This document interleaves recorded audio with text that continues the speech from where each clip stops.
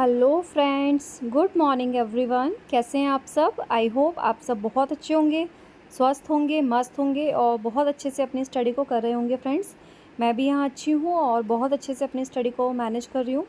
अभी फ्रेंड्स बहुत ज़्यादा थोड़ा डिस्टर्बेंस चल रहा है, टाइम मतलब मैं मैनेज नहीं कर पा रही हूँ क्योंकि डे में मैं लाइब्रेरी चले जाती हूँ तो डे का टाइम होता था जब मैं एडिटिंग वगैरह करती थी। तो अभी थोड़ा सा डिस्टर्बेंस चल रहा है, इसलिए आप सबसे माफ़ी चाहूँगी कि जो व्लॉग्स आने में डिले हो रहा है। और जितने भी मेरे फ्रेंड्स हैं, मुझे सबका याद है कि काफ़ी सारे फ्रेंड्स ने काफ़ी रिक्वेस्ट की है काफ़ी सारे टॉपिक्स को लेके, तो डेफ़िनेटली मैं वन बाय वन अपने वीडियोस प्रिपेयर कर रही हूँ, अपने व्लॉग्स वगैरह प्रिपेयर कर रही हूँ। और जैसे ही मेरी एडिटिंग कंप्लीट होती है फ्रेंड्स, वैसे ही मैं डेफ़िनेटली जो भी मेरे व्लॉग्स हैं वो आप सबके साथ में मैं शेयर करूँगी। जो मेरे फ्रेंड्स अभी मेरे चैनल से नए जुड़े हैं उनकी जानकारी के लिए मैं बता देती हूँ, मेरा नाम है आशा शर्मा। मैं जयपुर में रहती हूँ फ्रेंड्स, और मैंने एमकॉम एंड बीएड किया हुआ है। और मेरे एक 5 साल का बेटा है, वो अभी सीनियर केजी में पढ़ता है फ्रेंड्स। और इसके अलावा फ्रेंड्स अभी मैं रीट एंड फर्स्ट ग्रेड की प्रिपरेशन कर रही हूँ। इसके अलावा अगर मुझे कोई लगता है कि सिमिलर सिलेबस है और कोई ऐसा एग्ज़ाम आता है तो मैं डेफ़िनेटली उसका भी एग्ज़ाम दूँगी। जस्ट एग्ज़ाम्पल, जैसे मैंने आपके साथ में शेयर किया था कि मैं सीईटी का एग्ज़ाम भी देने वाली हूँ, क्योंकि काफ़ी हद तक जो सिलेबस है वो हमारा सेम है। कुछ टॉपिक्स हैं और एक कंप्यूटर के अलावा, कंप्यूटर सब्जेक्ट के अलावा ऑलमोस्ट जो हमारा सिलेबस है वो सेम है। तो मैं कोशिश करूँगी, देखिए अगर आपका सिलेबस सेम है तो मुझे नहीं लगता कि कोशिश करने में देखिए कोई बुराई है। कुछ नहीं होगा, एटलीस्ट आपका एक प्रैक्टिस ही हो जाएगी। आपको थोड़ा लेवल पता चलेगा किस तरीके के क्वेश्चंस पूछे जाते हैं, क्योंकि सिर्फ तैयारी करते रहने से हमें लेवल का नहीं पता चलता है। जब तक हम एग्ज़ाम में अपीयर नहीं होते हैं, हम एग्ज़ाम नहीं देते हैं, या फिर हम अपना प्रैक्टिस वगैरह नहीं करते हैं, मॉक टेस्ट नहीं लगाते हैं, टेस्ट सीरीज़ नहीं ज्वाइन करते हैं। तो इसीलिए फ्रेंड्स सीईटी के 2 लेवल के एग्ज़ाम होते हैं, एक 10+2 लेवल होता है, एक ग्रेजुएशन लेवल होता है। तो फ्रेंड्स मैं दोनों ही एग्ज़ाम देने वाली हूँ। और एग्ज़ाम्स के फॉर्म अभी नहीं अनाउंस हुए हैं, बट उनकी जो एग्ज़ाम डेट है वो ऑलरेडी अनाउंस हो चुकी है। सितंबर एंड अक्टूबर में एग्ज़ाम होने वाले हैं।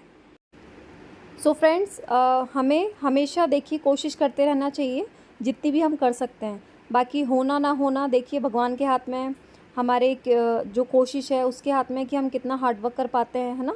लेकिन ये बात तो तय है, चीज़ों को हमें इजीली नहीं लेना है, चाहे किसी भी लेवल का एग्ज़ाम हो, हमें हल्के में नहीं लेना है। क्योंकि हर एक लेवल, जो हर एक एग्ज़ाम का लेवल है अब धीरे धीरे बढ़ता जा रहा है, क्योंकि कंपटीशन बहुत ज़्यादा टफ हो रहा है ना।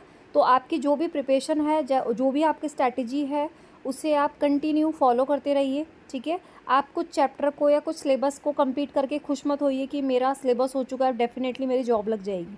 देखिए सिलेबस कंप्लीट करके रखना अपने आप में इनफ नहीं होता, जब तक आप उसका आप खुद को एनालाइज नहीं करते हैं, है ना। आप खुद को एनालाइज आप कैसे करेंगे? आप एमसीक्यू सॉल्व करिए, आप अपना टेस्ट सीरीज़ ज्वाइन करिए।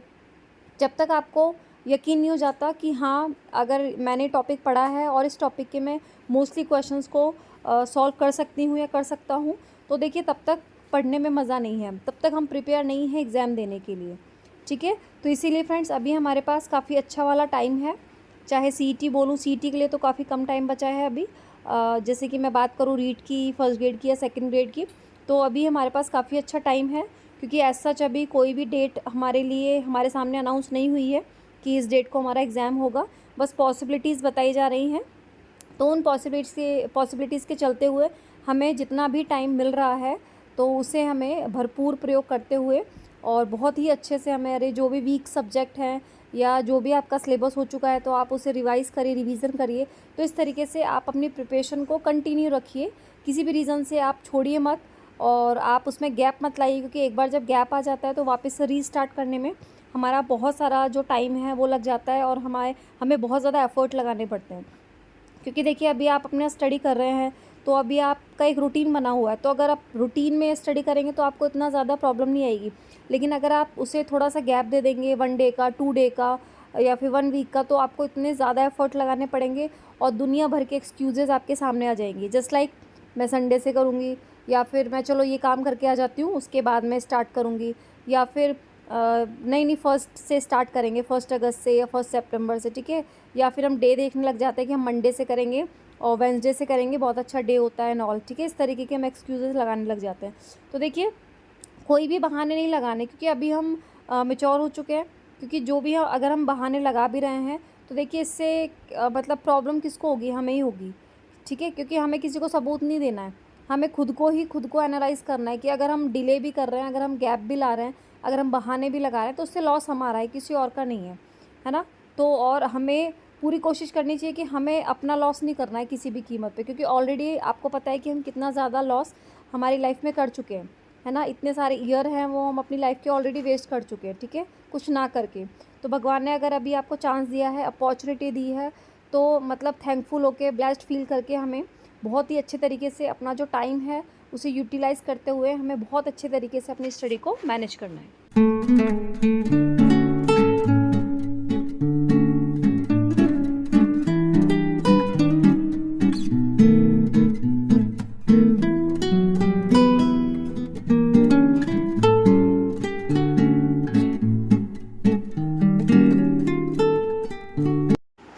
सो फ्रेंड्स देखिए, हमें जो भी प्रॉब्लम है या जो भी हमारे साथ चीज़ें चल रही हैं, परिस्थितियाँ चल रही हैं, हमें अपने लिए टाइम निकालना ही है।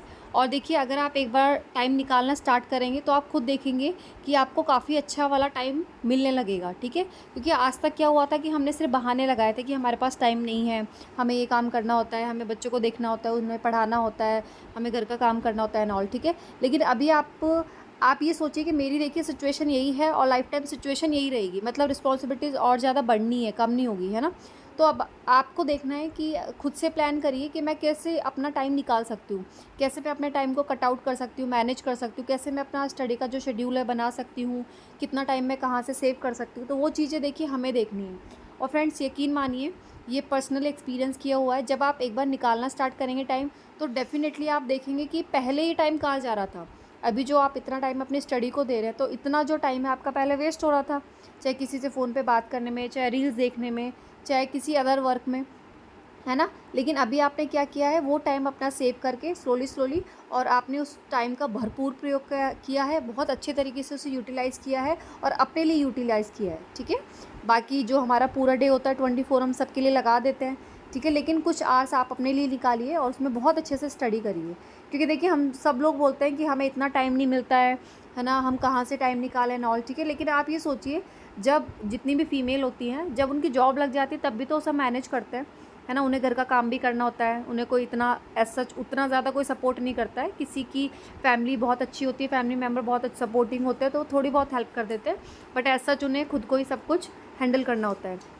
तो आप देखिए घर का काम भी करना होता है, उन्हें अपनी जॉब भी करनी होती है, ठीक है, और बच्चों को भी पढ़ाना होता है, मतलब ओवर एंड ऑल सब कुछ उन्हें करना होता है, ठीक है। तो तब भी तो उन्हें टाइम निकालना पड़ेगा ना। तो अभी से क्यों नहीं कोशिश करें, अगर हम बाद में अगर 7 या 8 आवर हम अपनी जॉब को दे रहे हैं, तो अभी हम 4, 5, 6 आवर्स क्यों नहीं निकाल सकते। धीरे धीरे आप अपने जो भी आवर्स हैं वो बढ़ाते चलिए, ठीक है। तो यही सोच के जब आप अपने आवर्स निकालेंगे, आप अपना टाइम सेव करने लगेंगे फ्रेंड्स, आप खुद देखेंगे कि आपको बहुत अच्छा वाला टाइम मिलने लगेगा, है ना। क्योंकि देखिए टाइम तो सबके पास ही 24 आवर होते हैं, ठीक है। और इन्हीं 24 आवर्स में से सब लोग अपने टाइम को बहुत अच्छे तरीके से मैनेज करते हैं। और देखिए इन्हीं 24 आवर्स में से स्टडी करके लोग यूपीएससी क्रैक करते हैं, जितने भी बड़े बड़े एग्जाम है वो लोग इसी टाइम में से सेव करके क्रैक करते हैं। तो हमारे पास भी सेम टाइम है, बस डिफरेंस इतना सा है कि उन लोगों को पता होता है कि उन्हें अपने टाइम को स्मार्टली कैसे यूज़ करना है, और हम उस टाइम को क्या करते हैं, वेस्ट कर देते हैं। तो देखिए जब आपने फ़ैसला लिया है, आपने डिसीज़न लिया है कि अपनी लाइफ को बेटर करने का, ठीक है, अपने पैरों पे स्टैंड होने का, इंडिपेंडेंट होने का, तो आप अपनी चीज़ों को बहुत अच्छे तरीके से प्लान करिए, ठीक है। खुद को एनालाइज़ करिए, खुद के टाइम को एनालाइज़ करिए, ठीक है, कि आपका शेड्यूल क्या रहता है और आप कहाँ से किस तरीके से अपने टाइम को कट आउट कर सकते हैं। फ्रेंड्स आपको एक बहुत ही अच्छा एग्जाम्पल देती हूँ। मेरी एक स्टूडेंट है, तो उनकी मदर हैं, वो शिक्षा विभाग में ही हैं, काफ़ी अच्छी बड़ी पोस्ट पे हैं। सो वो मैंने अभी उनसे डिस्कस किया था कुछ टाइम पहले ही, तो जब मैंने सुना तो लिटरली मतलब मैं बहुत ज़्यादा इंस्पायर हुई, ठीक है। उनके 2 बच्चे हैं और उनकी जो जॉब है वो चाकसू में है, वो यहीं जयपुर में रहती हैं, ठीक है। वो मॉर्निंग में 3 o'clock उठती हैं। आप सोचिए 3 o'clock उठना, ठीक है। 3 o'clock उठ के वो सारा घर का काम करती हैं, अपने बच्चों के टिफ़िन रेडी करती है, 2-2 3-3 एक बच्चे के टिफ़िन जाते हैं, ठीक है। उनकी अपनी मदर इन लॉ हैं, उनके हस्बैंड हैं, उनके लिए खाना प्रिपेयर करना, खुद के लिए टिफ़िन वगैरह लेके जाना। और वो मतलब उनको यहाँ से जयपुर से चाकसू पहुँचने में 1.5 आवर लगता है, 1.5 आवर जाने का, 1.5 आवर आने का। मतलब आप खुद इमेजिन करिए, मतलब इतना सारा काम मैनेज करना, उसके बाद स्कूल में जाना, स्कूल का काम करना, उसके बाद घर पे आके जब वो आते हैं तो बच्चों के स्कूल से आने का टाइम हो जाता है, तो उनके लिए लंच वगैरह प्रिपेयर करना, और फिर इवनिंग में बच्चों की ट्यूशन्स वगैरह होती है तो बच्चों को फिर उसके लिए प्रिपेयर करना कि मैम आने वाली है एंड ऑल। ठीक है, मतलब इतना ज़्यादा हेक्टिक उनका शेड्यूल हो जाता है। तो आप सोचिए, जब वो लोग कर सकते हैं तो हम क्यों नहीं कर सकते हैं। ठीक है, हम भी तो सेम ही, जैसे वो ह्यूमन है वैसे हम ह्यूमन है। तो देखिए, लाइफ किसी भी सिचुएशन में ईजी नहीं होती है। हम सोचे कि हमारी जॉब लग जाएगी तो हमारे तो वारे न्यारे हो जाएंगे। ठीक है, हाँ बेशक आप फिनेंशियली इंडिपेंडेंट हो जाएंगे, लेकिन रिस्पॉन्सिबिलिटीज़ आपके ऊपर काफ़ी बढ़ जाएंगी, और तभी भी आपको टाइम को बहुत अच्छे तरीके से मैनेज करना पड़ेगा। तो इसकी प्रैक्टिस आप अभी से करिए, है ना, क्योंकि अभी से अगर आप प्रैक्टिस करेंगे टाइम को मैनेज करने की, तो इसका बेनिफिट आपको अभी भी मिलेगा, प्लस आपको बाद में भी मिलेगा। तो कोशिश करिए अपने टाइम को भरपूर प्रयोग करने का। सो फ्रेंड्स, तो आपने देखा कि देखिए इस तरीके की लाइफ भी होती है। हमें सिर्फ अपनी लाइफ डिफ़िकल्ट लगती है कि हमें स्टडी करनी है, हमें टाइम नहीं मिल पा रहा, हमें ये करना है वो करना है। देखिए, अगर आपने डिसीज़न लिया है कि आपको इंडिपेंडेंट होना है, आपको जॉब पे लगना है, आपको एक अपनी सीट लेनी है, तो देखिए आपको टाइम तो सेव करना पड़ेगा। ठीक है, अगर आप आज 8 आवर निकाल पाएंगे तब जाके आप सोचिए कि आप बहुत अच्छे तरीके से जॉब कर पाएंगे। लेकिन अगर आज आपको 7 to 8 आवर, 6 to 8 आवर अपनी स्टडी के लिए निकालने में प्रॉब्लम हो रही है, तो फिर आप सोचिए कि आप जॉब के लिए कैसे टाइम निकाल पाएंगे। सो फ्रेंड्स, मिलते हैं नेक्स्ट व्लॉग में। आई होप आपको मेरा व्लॉग पसंद आया होगा। इसी तरीके से मैं व्लॉग्स में बने